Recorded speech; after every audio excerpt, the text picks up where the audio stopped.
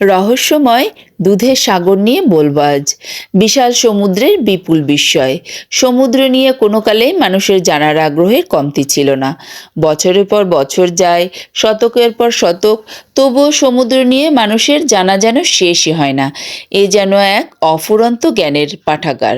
শত শত বছর ধরে নাবিকেরা সমুদ্রের গভীরের একটি বিস্ময়ের কথা বলতো। তা হলো মিল্কি সি। এটি সমুদ্রের একটি অবস্থা যেখানে রাতে সমুদ্রের পানির বিশাল অংশকে পৃথিবীর চারপাশে আবর্তনরত স্যাটেলাইট থেকে উজ্জ্বল শিখার মতো দেখায়।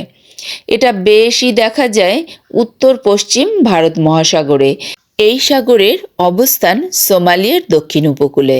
২৫০ বর্গ কিলোমিটার স্থান জুড়ে এই সাগরের পানি অন্য সাগরের পানি থেকে একেবারেই আলাদা। বিশেষ করে রাতে মিল্কি সির পানি এক অপার্থিব রং ধারণ করে।